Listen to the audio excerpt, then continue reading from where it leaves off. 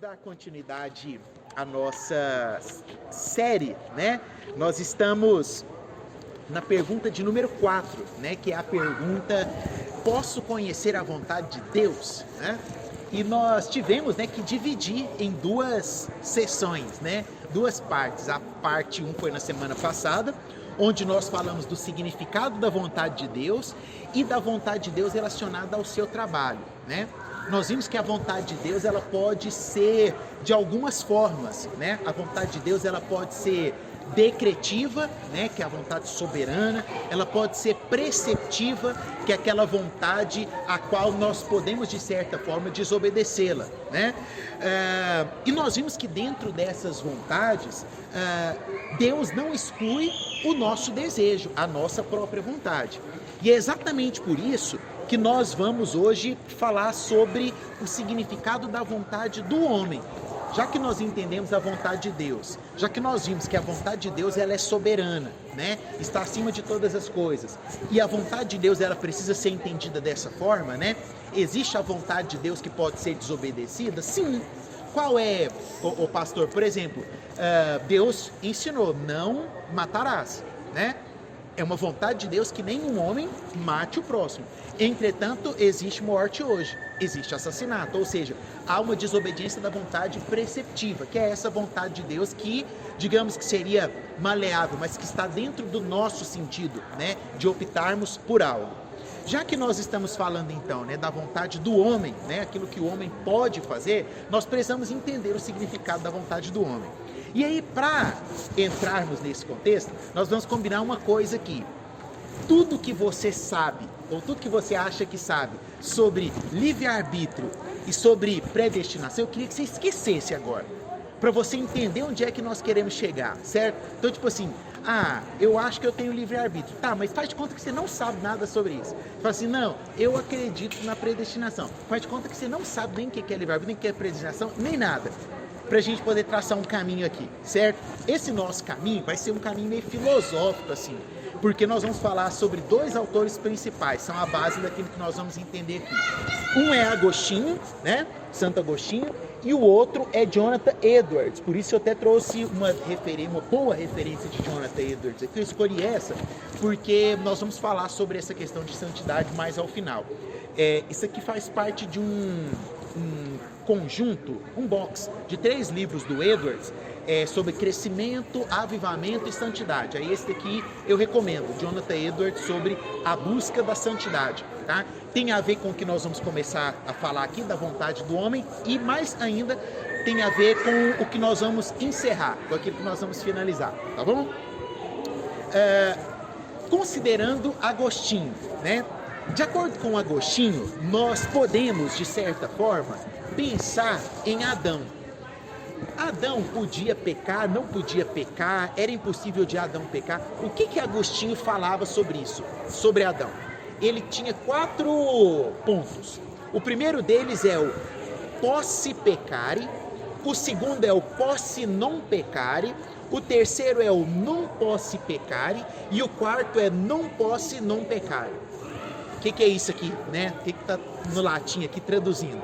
Primeiro, possi peccare é a capacidade que o homem tem de pecar. Posso pecar, certo? Possi non peccare é a capacidade que o homem tem de não pecar.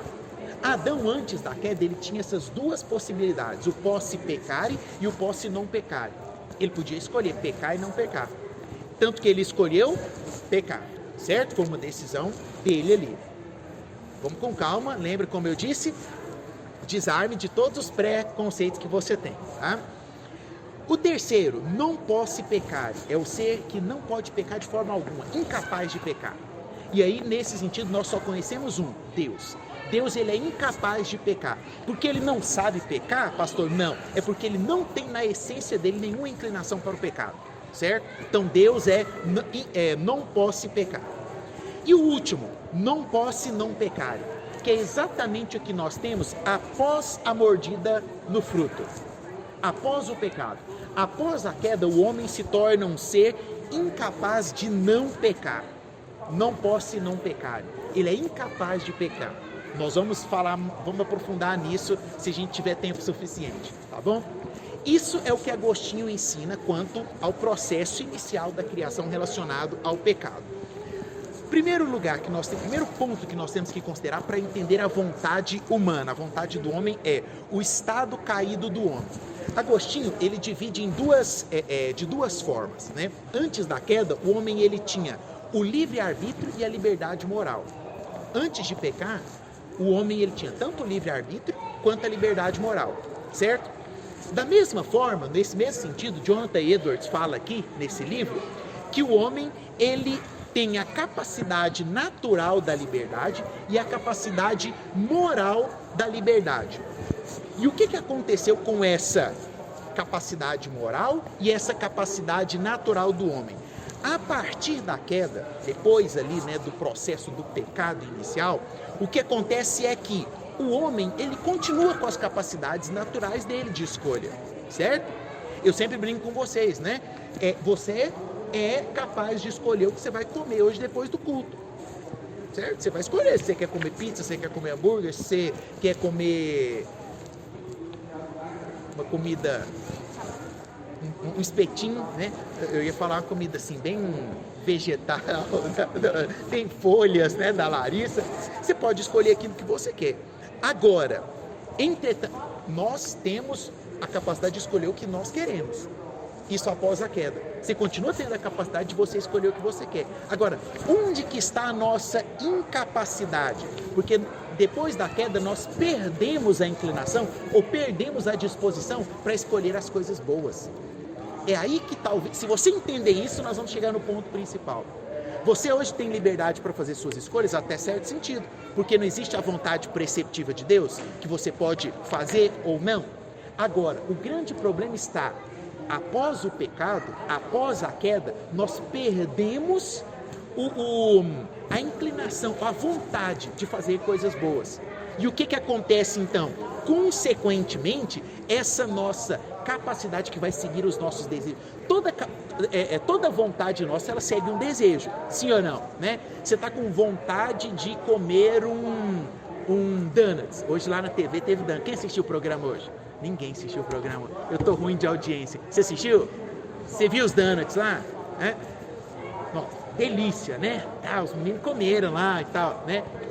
Essa vontade de comer um donuts de chocolate vem a partir de um desejo de gostar de doce, né? Então nós temos um desejo e as nossas vontades correspondem aos nossos desejos interiores. O nosso desejo interior após o pecado, ele sempre vai ser mau, sempre vai ser ruim. Se eu sempre desejar escolher o que é errado, que é o natural, e isso é muito natural, a tendência nossa não é escolher coisa boa. Sabe por quê? Se a nossa tendência fosse escolher coisa boa, ninguém aqui pecaria. Quem pecou essa semana?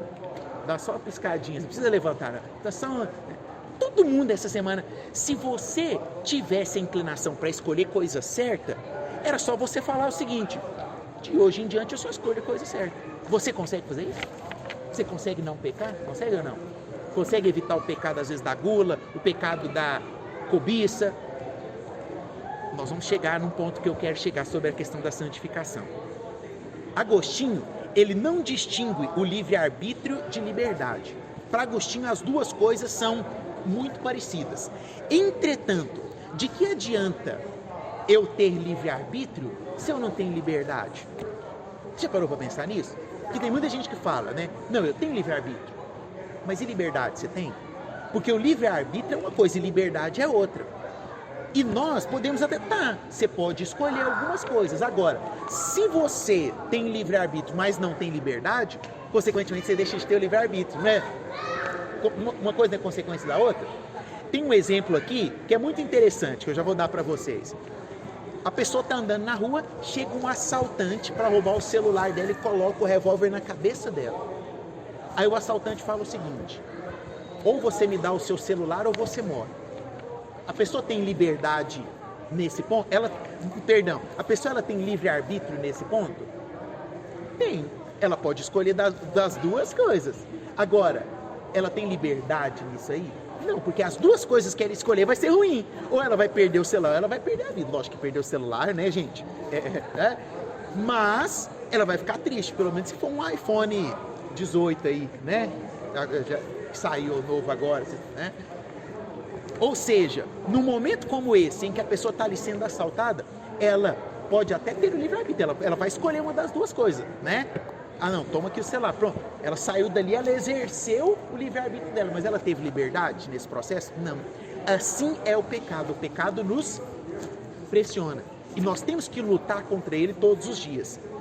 As nossas escolhas, elas sempre vão resultar de um desejo. Sabe o que João Calvino falou? João Calvino falou o seguinte, olha, o livre-arbítrio é um termo elevado demais para ser aplicado ao homem. Porque quando nós falamos de livre-arbítrio, nós estamos falando dos desejos mais fortes que existem em nosso coração. Os desejos mais fortes que existem no nosso coração, nós vamos transformar esses desejos em vontades. Vamos pegar esses desejos e vamos executar esses desejos. E o problema está aí, que a grande maioria dos nossos desejos, a grande maioria dos desejos do homem pecador, é que ele sempre vai escolher aquilo que é errado. Porque nós somos homens e mulheres inconstantes. Os nossos desejos estão sempre conflitando, é ou não é?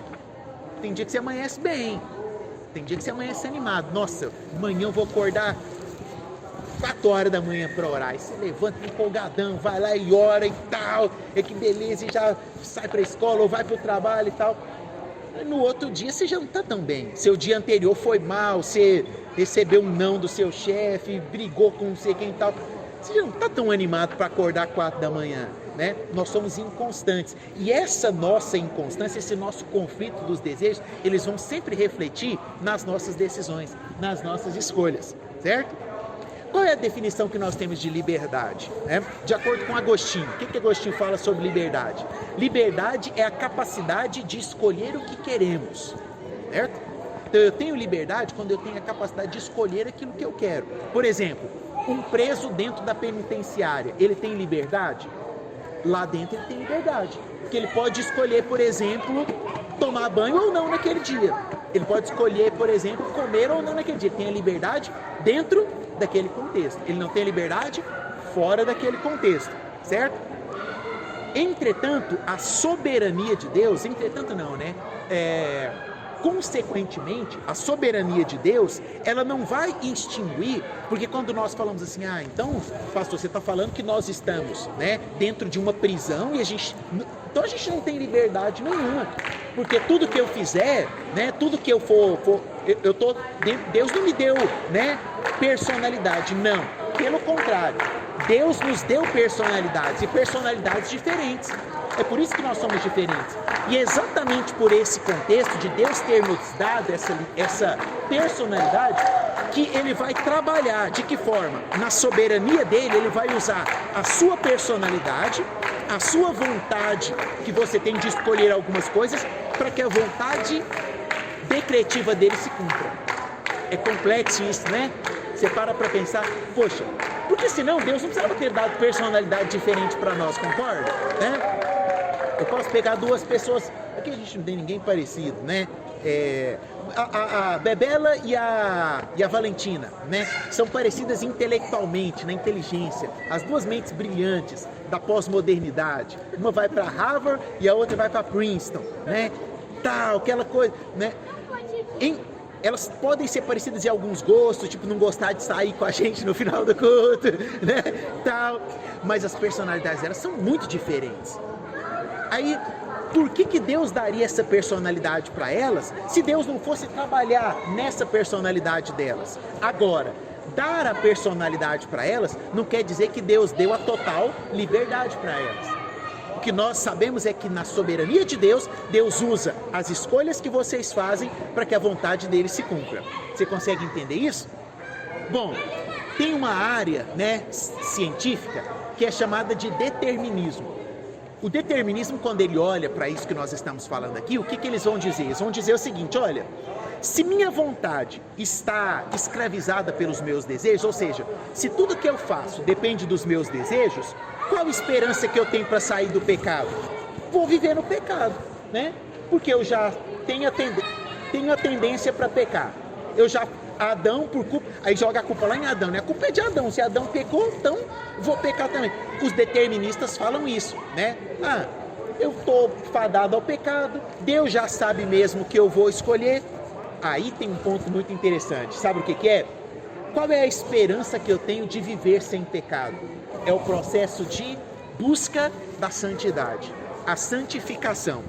Por quê? A santificação é quando eu vou trabalhar o meu ego, sabe? Que gosta de ter a última opinião, que gosta de achar que as coisas que eu penso, todo mundo tem que pensar igual a mim. O meu ego, né, de quando eu vejo uma coisa errada, eu vou lá e dou um esporro em todo mundo, sabe? Eu tenho que trabalhar no meu ego para que o meu interior possa ser santificado. Nós, às vezes, pecamos e sentimos prazer no pecado, mas lá no fundo nós entendemos que aquilo está errado, então eu tenho que bater no meu ego e amassar o meu ego. Às vezes nós falamos de forma, com algumas pessoas, que nós não deveríamos ter falado. Às vezes nós agimos sem o conhecimento da Bíblia, né? Às vezes as pessoas propõem alguma coisa, falam alguma coisa, né? E sem o conhecimento da Bíblia quer que todo mundo siga aquilo ali. Por quê? Porque aquilo ali é o ego, é da posição que a pessoa está. Nós temos que todos os dias amassar o nosso ego. E aí você fala assim, mas como que eu vou acabar com o meu ego? Deus nos deu algo chamado inteligência. É por isso que Deus é o cara, né? Porque Ele é soberano, os decretos dele se cumprem, mas Ele, mesmo sabendo que nós estamos induzidos ao pecado, Ele vai nos dar a inteligência, para que nós venhamos trabalhar no nosso coração as nossas disposições e as nossas escolhas. E quando eu uso a minha inteligência para trabalhar o meu coração, eu estou disciplinando o meu ser. E a disciplina gera santidade. A disciplina gera santificação. Olha o tanto que é importante diminuir o nosso ego. A gente acha que é muita coisa, né? A gente acha, eu sou mais inteligente que os outros. Isso aqui eu faço e ninguém faz igual. Deus está nos moldando. Olha, quanto mais o seu ego aparecer, mais você vai ser parecido com Adão. E Deus não quer que nós venhamos nos parecer com Adão. Deus quer que nós venhamos nos parecer com quem? Com o segundo Adão, Jesus Cristo. Jesus Cristo foi alguém que pegou o ego. Você já parou para pensar em Jesus? Jesus era o cara mais poderoso da face da terra. Jesus poderia ter transformado pedra em pão para comer. Jesus podia ter pulado e chamado os anjos para sustentá-lo. Jesus podia ter feito coisas. Ele era Deus. E o que Jesus fez com o ego dele? Amassou o ego. Buscando o quê? A santificação. Para que o propósito de Deus se cumprisse na vida dele. Por último, a soberania de Deus e a liberdade do homem. Ou a soberania de Deus e a responsabilidade humana. Porque aí tem muita gente que vira e faz a mesma fala, né? Se Deus é soberano, se Deus sabe de todas as coisas, eu não tenho responsabilidade nenhuma com as coisas que eu faço. Eu posso fazer tudo o que eu quiser. Entretanto, eu tenho liberdade para fazer as coisas que me agradam. Mas, se essa minha liberdade entra em conflito com a vontade decretiva de Deus, não há dúvida, é a vontade de Deus que prevalecerá. E é por isso que muitas pessoas sofrem mais do que as outras pelos seus pecados. Tem gente que cometeu o mesmo erro que o outro, só que o outro utilizou-se da inteligência para voltar no seu erro e não mais cometê-lo. E, consequentemente, entender a vontade decretiva de Deus para as nossas vidas. As duas coisas, elas andam juntas. A soberania de Deus e a responsabilidade humana. São duas coisas que têm que caminhar juntas. Como que nós vamos entender isso? Nós não vamos entender isso. Nós temos apenas que aceitar que Deus é soberano e que eu tenho que arcar com as coisas que eu faço. Por quê que eu tenho que arcar com os meus erros? Porque as minhas vontades precisam e podem ser disciplinadas. Você consegue. Talvez você não consiga virar e falar assim, nunca mais na minha vida eu vou pecar, né? E parar de pecar todo dia. Isso aí você consegue fazer, né? Às vezes tem os deslizes, a gente cai aqui, mas quanto mais nós nos policiamos, quanto mais nós nos disciplinamos, e é um ato de disciplina, Como que eu vou fugir do pecado? Igual José, sai correndo. Se é a rede social que te faz pecar, sai da rede social. Você depende da rede social para viver?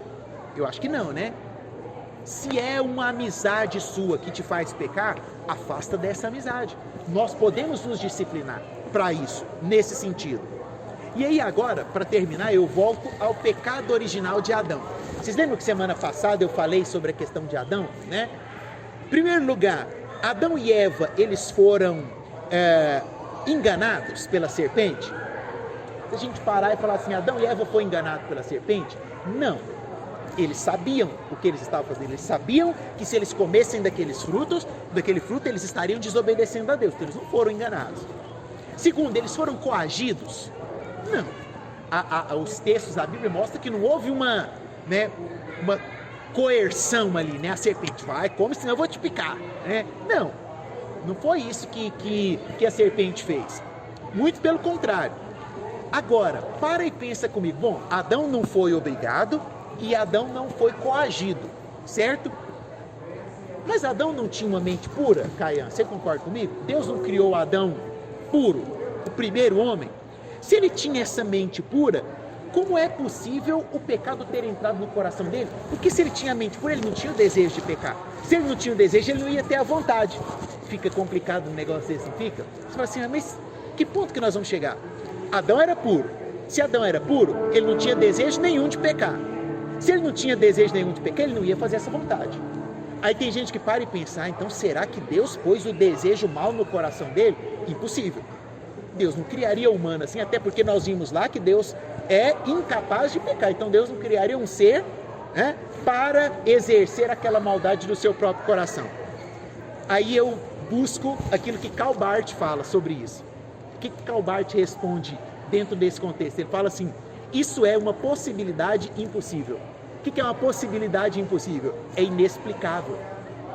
Nós não conseguimos entender, não conseguimos explicar o porquê de Adão ter tido a vontade de comer aquele fruto que levaria ao pecado. Agora, o que nós sabemos é que Adão escolheu algo por si próprio. Adão escolheu e tomou aquela iniciativa. O que mostra que o quê? Que nós não somos robôs. Deus não nos fez como robô para escolher tudo aquilo que Ele quer que a gente escolha.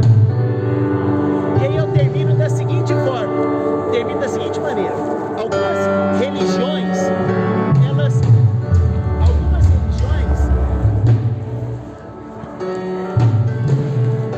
religiões olham para o cristianismo e falam o seguinte, olha, o cristianismo não é uma boa religião, porque vocês não conseguem explicar como é que Adão escolheu pecar. De fato, a gente não consegue explicar, mas a sua religião explica como a maldade. Aí você pega a maioria das religiões, eles falam o quê? O mal não existe, o mal é uma forma de pensar. Aí a gente responde, bom, nós não negamos o mal, vocês negam o mal. Agora, nós não negamos o mal, mas nós sabemos como lidar com o mal. Existe uma forma de lidar com o pecado, existe uma forma de lidar com a maldade. E por mais que a gente não saiba explicar por que Adão escolheu o mal, nós sabemos explicar o que resolveu a escolha de Adão, o que solucionou o erro de Adão, a pessoa de Jesus Cristo. Por mais que a gente não saiba falar, olha, eu não sei ao certo dizer como que Adão teve essa vontade de pecar, mas eu sei dizer que mesmo Adão tendo tido essa vontade e tendo pecado, havia uma vontade soberana de Deus para enviar o seu Filho Jesus a este mundo, para fazer propiciação pelos nossos pecados e morrer de forma extremamente eficaz, para que eu e você não tenhamos mais a culpa do pecado. Jesus Cristo fez exatamente isso, morreu de forma eficaz por todos nós, para nos limpar, para nos purificar e para dizer para você, se por acaso você tem cometido algo errado, se por acaso na sua vida você tem andado em pecado e não sabe o porquê você tem feito isso, deixe-nos te dizer, existe uma forma de solucionar esse problema na sua vida, e a forma de solucionar esse problema é a forma que Deus decretou, que Jesus Cristo viria a esse mundo, morreria pelos teus pecados, para que você fosse considerado inimputável, para que você pudesse herdar a vida eterna. E é nisso que nós nos apoiamos, é nisso que nós cremos. Apesar de não sabermos ainda explicar da onde surgiu a vontade de Adão de pecar, nós sabemos explicar, e sabemos muito bem explicar, que essa vontade de Adão foi apagada na pessoa de Jesus Cristo. Que Jesus Cristo, que a cruz de Jesus seja esse espelho para que você olhe todos os dias, olhe para dentro do seu pecado e fale assim: sim, eu cometo erros, eu sou um pecador, mas a cruz de Cristo purifica cada um dos meus pecados. Amém? Vamos orar? Amém? Senhor Deus, nós te agradecemos pela vontade soberana do Senhor em nossas vidas. Te agradecemos, ó Deus, porque mesmo diante do pecado de Adão, o qual todos nós sofremos a consequência, o teu Filho Jesus foi enviado a esse mundo para nos purificar, para morrer de forma eficaz e nos limpar, ó Deus, de tudo aquilo que nos afasta da santa presença do Senhor. Nós queremos que em Ti nós somos livres, e essa é a nossa liberdade, essa é a nossa escolha, te seguir, porque um dia, antes de tudo, o Senhor já nos escolheu. Assim nós oramos e te agradecemos, em nome de Cristo Jesus o Nazareno. Amém e amém. Deus te abençoe, em nome de Jesus.